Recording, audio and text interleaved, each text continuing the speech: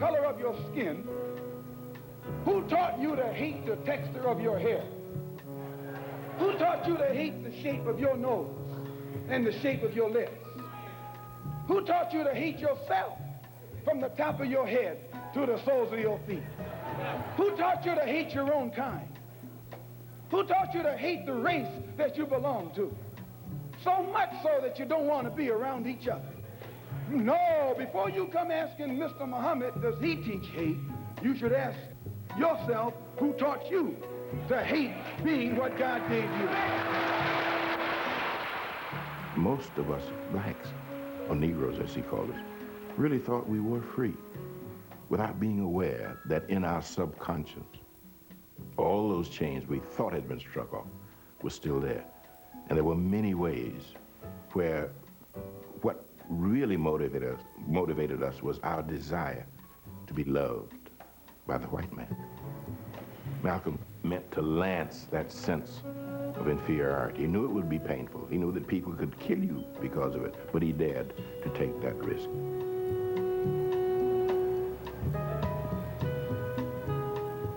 He was saying something over and above that of any other leader of that day.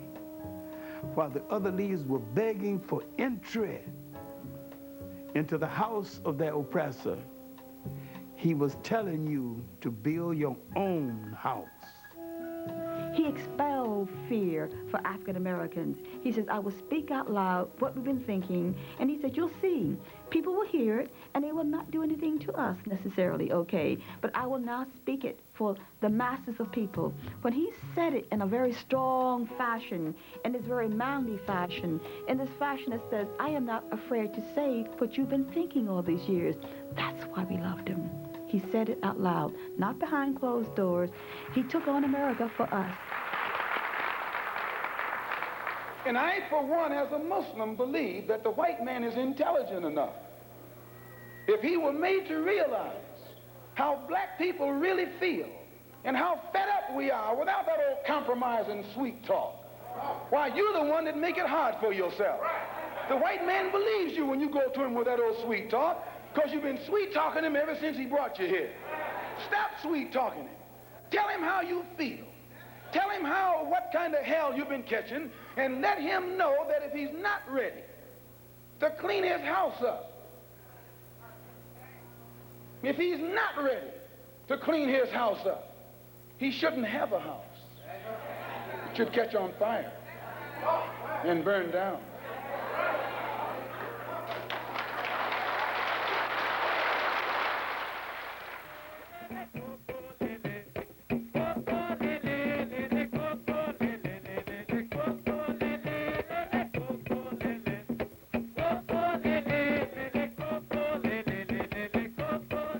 On these Harlem street corners, for most of this century, black people had celebrated their culture and argued the question of race in America. It was here that Malcolm first joined the street orators who gave voice to Harlem's hope and its anger. I've taught nationalism, and that means that I want to go out of this white man's country because integration will never happen. You'll never, as long as you live, integrate into the white man's system. 125th Street and 7th Avenue was the center of activity among the black street orators. When Malcolm arrived, technically he had no corner. So he established his base, you might say, in front of Elder Mishaw's bookstore.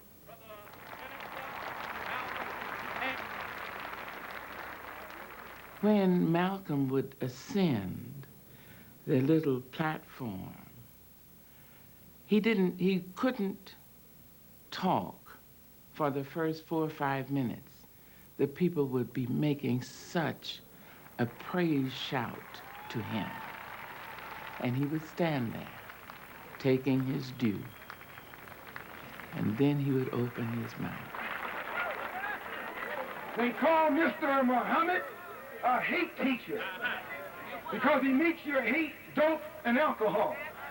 They call Mr. Muhammad a black supremacist because he teaches you and me not only that we're as good as the white man, but better than the white man.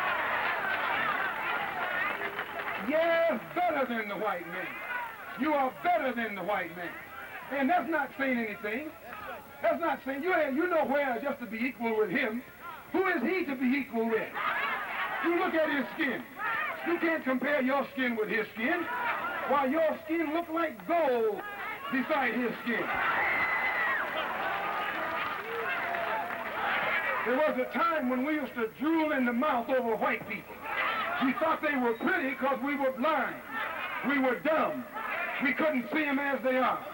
But since the Honorable Elijah Muhammad has come and taught us the religion of Islam, which has cleaned us up and made us so we can see for ourselves, now we can see that old pale thing to look exactly as he looked. Nothing but an old pale thing. I came away from that rally feeling that with him, once you heard him speak, you never went back to where you were before. You had to, even if you kept your position, you had to rethink it. We weren't accustomed to being told that we were devils and that we were oppressors up here in our wonderful northern cities. He was speaking for a silent mass of black people and saying it out front on the devil's own airwaves. And that was an act of war. When he came off the stage, I jumped off the island, walked up to him, and of course when I got to him, the bodyguards, moved in front, and he just pushed them away, and I went in front of him and extended my hand and said, I liked some of what you said. I didn't agree with all that you said, but I liked some of what you said. And he looked at me, held my hand in a very gentle fashion, and says, one day you will, sister. One day you will, sister. And he smiled. To make his message clear, Malcolm used his own life as a lesson for all black Americans. He preached it in fables and parables. And later, in writing his autobiography with Alex Haley, he sought some control over how his life would be interpreted in the future. I would be rather taken by a statement he would make of himself. He would say, I am a part of all I have met. And by that he meant that all the things he had done in his earlier life had exposed him to things, had taught him skills of one another sort of, all of which had synthesized into the Malcolm who became the spokesman for the Nation of Islam. You were born in Omaha, is that right? Yes, sir. And your family left Omaha when you were what, 1 year old? I imagine about a year old. And why did they leave Omaha? Well, to my understanding, the Ku Klux Klan burned down one of their homes in Omaha. They had a lot of Ku Klux This made your family feel very unhappy, I'm sure. Well, insecure, if not unhappy. So you must have a somewhat prejudiced point of view, a personally prejudiced point of view. In other words, you cannot look at this in a broad, academic sort of way, really, can you? I think that's incorrect, because despite the fact that that happened in Omaha, and then when we moved to Lansing, Michigan, our home was burned down again. In fact, my father was killed by the Ku Klux Klan. And despite all of that, no one was more thoroughly integrated with whites than I. No one has lived more so in the society of whites than I. We were the only black children in the neighborhood. But on the back of our property, we had a wooded area. So the white kids would all come over to our house and they'd go back and play in the woods. So Malcolm would say, well, let's go play Robin Hood. Well, so we'd go back there to play Robin Hood. Robin Hood was Malcolm. And these white kids would go along with it. Malcolm said he was the lightest skinned of the 7 children born to Earl and Louise Little. A reminder, he said, of the white man who had raped his mother's mother.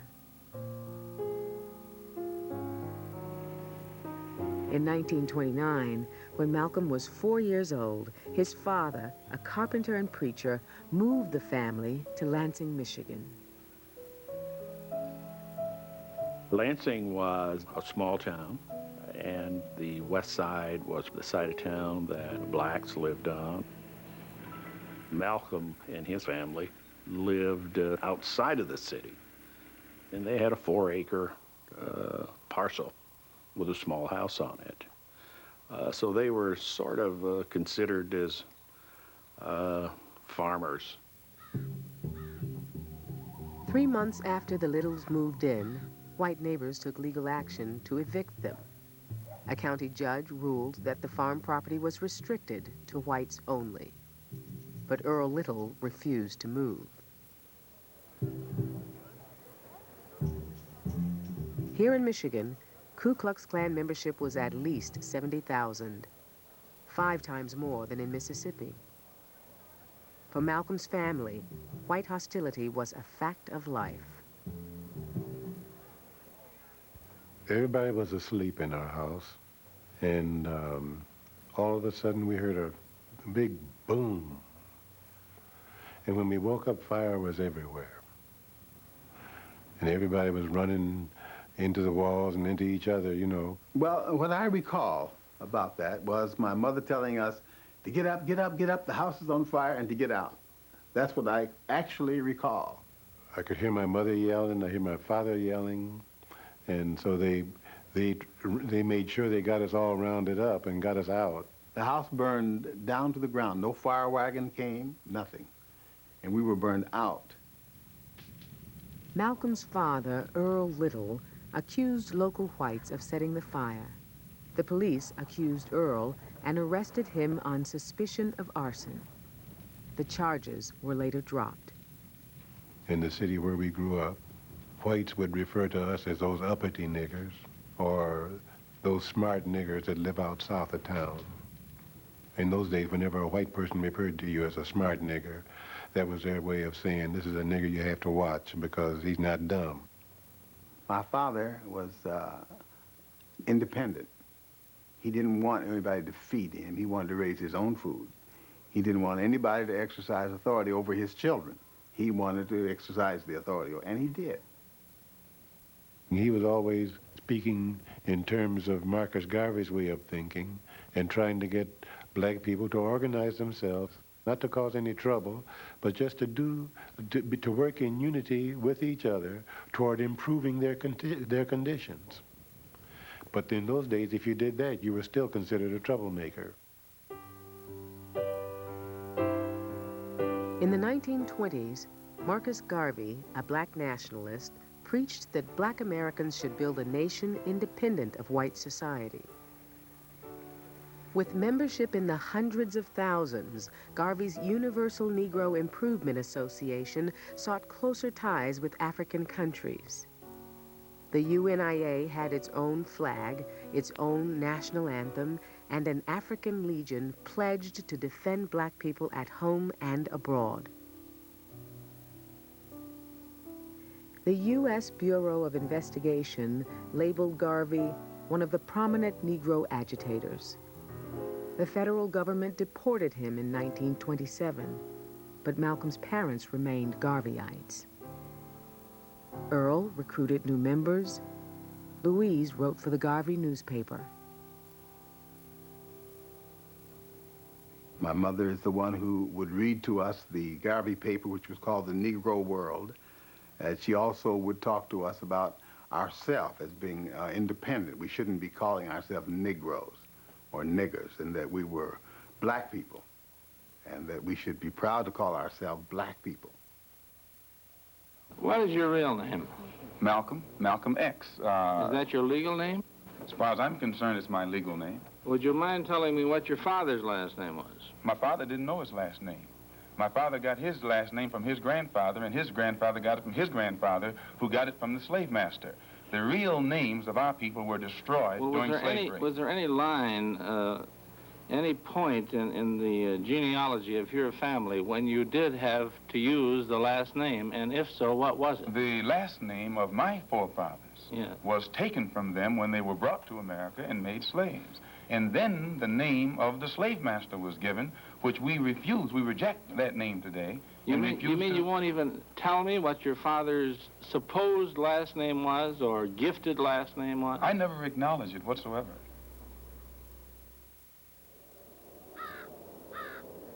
September 1931. Malcolm was 6 years old when his mother had a premonition. We were all at the house and we had dinner, supper together. And my mother was holding Wesley, who was my youngest brother. And she may have been nursing him because she was at the table and she fell asleep, holding the baby. And my father had gotten up and went in the bedroom to clean up, to go down and collect money. And she woke up and she said, Earl, don't go downtown. She said, if you go, you won't come back. That night, around 11 o'clock, Earl Little was found in an isolated area outside Lansing. His body almost cut in two by the wheels of a streetcar. The police reported Earl Little's death an accident. There was a cloud over that whole issue because at the time it was perceived that rather than an accident with a streetcar, that Earl Little had really been pushed under the wheels of the streetcar. As a matter of fact, I remember hearing just that language, that he was probably pushed under the wheels of that streetcar. My father's death caused a great, great shock in the family because he was the power. He was the strength. We were organized. We were a structured family. When we got out of school, me and my brothers and sisters, we'd come right home and go to work in the garden, clean up the chicken shed and get ready for the night. And get up in the morning and all this. We'd pump the water and bring it in the house and all this. This was while Dad was alive. Because to not do this brought the consequence of a whipping. So we were disciplined.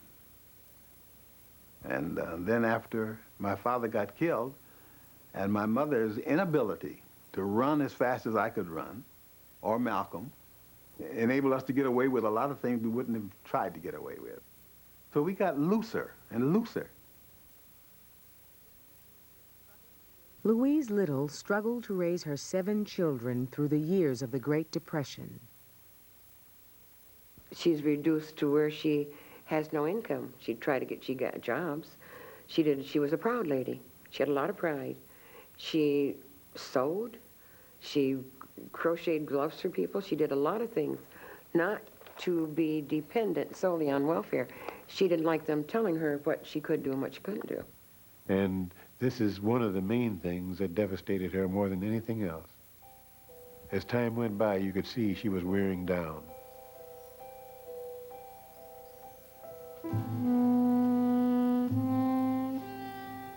For 7 years, as Malcolm grew into adolescence, his mother slowly withdrew from her family. 2 days before Christmas, 1938, Louise Little was diagnosed as paranoid and was sent to Kalamazoo State Hospital. And I came home from school one day, and she wasn't there. I can remember being empty because my mother had never left us. And I felt, the pain of her being gone every day. And it was only going to be a couple weeks. She was going to get better and come right back home. And it turned into years. Louise Little would remain at Kalamazoo for the next 26 years. The 13-year-old Malcolm watched as the courts split up his family, assigning the younger children to foster homes in Lansing and sending him to a white community 10 miles away. In the past, the greatest weapon the white man has had has been his ability to divide and conquer. If I take my hand and slap you, you don't even feel it. It might sting you because these digits are separated. But all I have to do to put you back in your place is bring those digits together. Here was a man who, in the 8th grade in Michigan, a school where I think he was the only black in his class and one of the very few in the school, had been an outstanding straight A student, who had been, in fact, the president of his class. And all the others were white in the 8th grade. Obviously, he had to be exceptional to be those things. And then you had the Malcolm who had left school, and who had gone to Roxbury, Massachusetts, where he had gotten his first exposure to what might loosely be called hustling.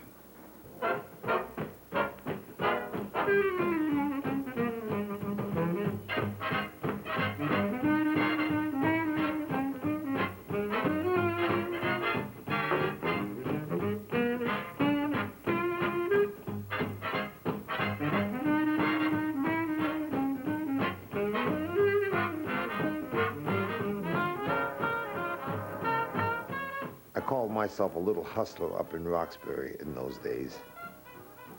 And this particular day, you know, Malcolm X had come into Boston and he had on his zoot suit with the wide brim hat, with the long 3/4 length coat, with the chain that went down to your ankles. I don't know, the last time I recall, Cab Calloway used that outfit for his stage uniform.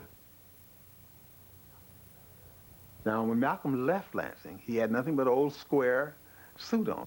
White man suit, as I call it.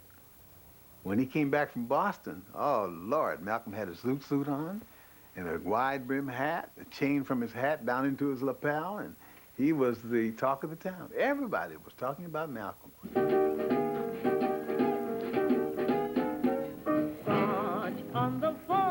And then when he was dancing on the floor and he was floating around, those pants were like he was a floating balloon.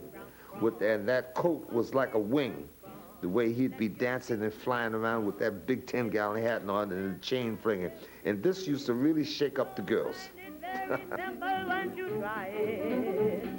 When you do, you'll not get to hit the killer, dilla, thriller squad. It's a new moose squad. It's the best Bruce squad. In Boston, they call him New York Red. In New York, they call him Detroit Red. He had his hair crooked-nosed, conked, you know. It was red, and he had pictures of him and Billie Holiday and all these people at that time out there who were just being made known to the rest of the black world. Malcolm worked the kitchen crew on the New Haven Railroad between Boston, New York, and Washington, D.C. In 1942, he moved to Harlem, and at age 17 began traveling in a whirl of after-hour clubs and small-time hustlers. He had reached a point to where he said, you'll never make it on these janitor jobs and selling sandwiches on these trains and shining shoes and stuff like that. So you never will get anywhere. Well, he had the reputation as being a hustler. And he was a street person, but he was a hustler. He was a con man. Yeah, con artist. They call him an artist.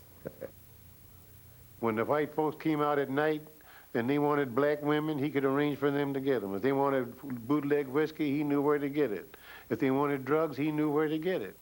He made it possible that he knew what they wanted and he knew where to get it, and he would be in the middle where he could make a profit off of it. And this is the way he started doing.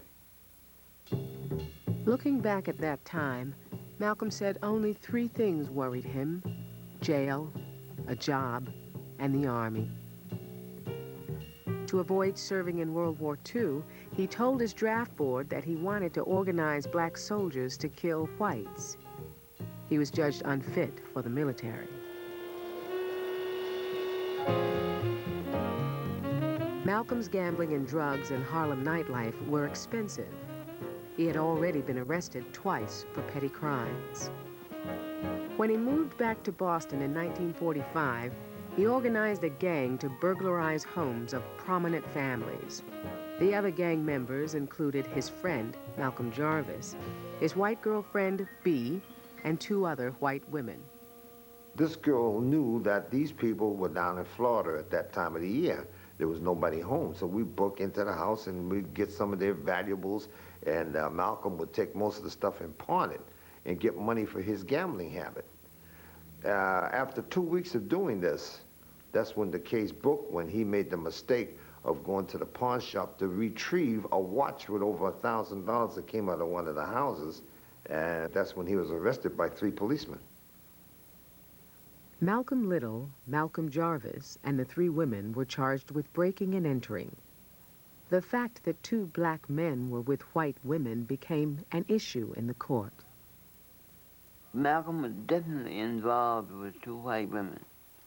And this is what made the case so powerful, so outrageous. The women testified that Malcolm had forced them to participate in the burglaries. The two men received a maximum sentence, 8 to 10 years in state prison. When they sentenced us, I went out of my mind. I reached up and grabbed the bars of the cage and I shook them, almost shook them right up off the floor, and I hollered at the judge and I said to him, you might as well kill me as to give me 10 years in jail. Well, I was what you call a mad Negro. I was one. And I knew what I saw was real. I knew there wasn't anything funny about it. I knew that when they laughed all together, they were laughing, and look what we did.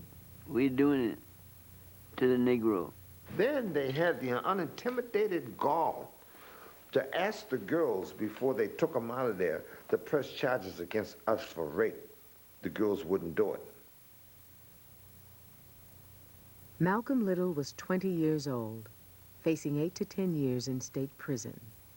He had wandered far from the Garvey pride and independence his parents had proved.